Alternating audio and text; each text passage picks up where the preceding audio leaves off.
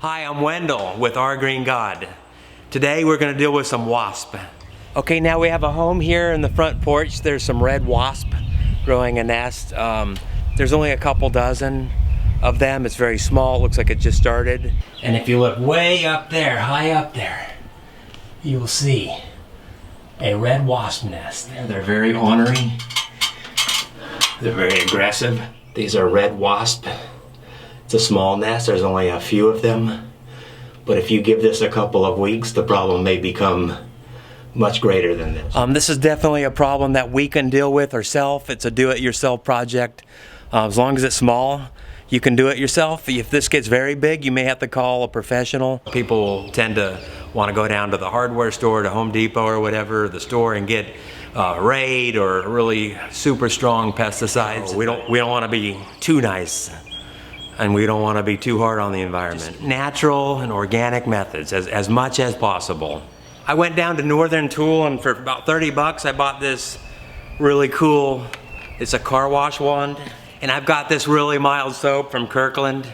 A lot of people will suggest to use Dawn, but Dawn is famous for having like bleach, which is probably something that we want to avoid.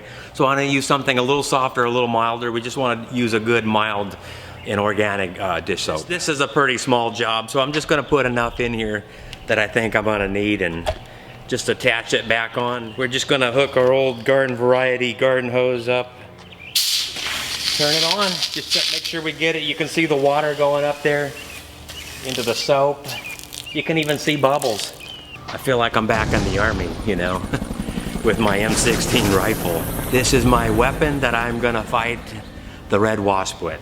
I'm behind enemy line. If you don't feel safe or comfortable, then don't take this on by yourself. Get somebody that can do this and handle this for you. But me, I'm more of a warrior.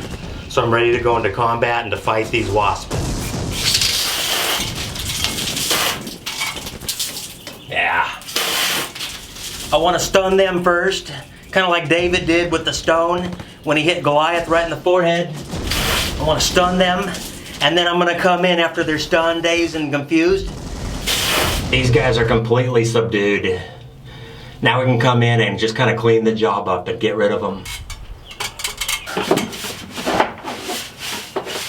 Okay, you can see where it was. I'm just going to scrub this with a dish towel and clean it up real good. Okay, so we've effectively and safely taken down the nest. It's like taking Goliath's head and severing it from him and stick it in this bucket. There it is, folks. There's the nest, which we removed safely, and there's a couple wasps that look like they might need a little bit of medical attention. Well, at very bare minimum, I can say that it was effective. We were able to take safely down the red wasp nest. They don't look very happy about it, but that's the way the enemy operates. Either you deal with the enemy or it deals with you. You just want to look at the rest of your house under all the eaves and all the crevices and cubby holes. Look for other nests, bees, wasps, hornets.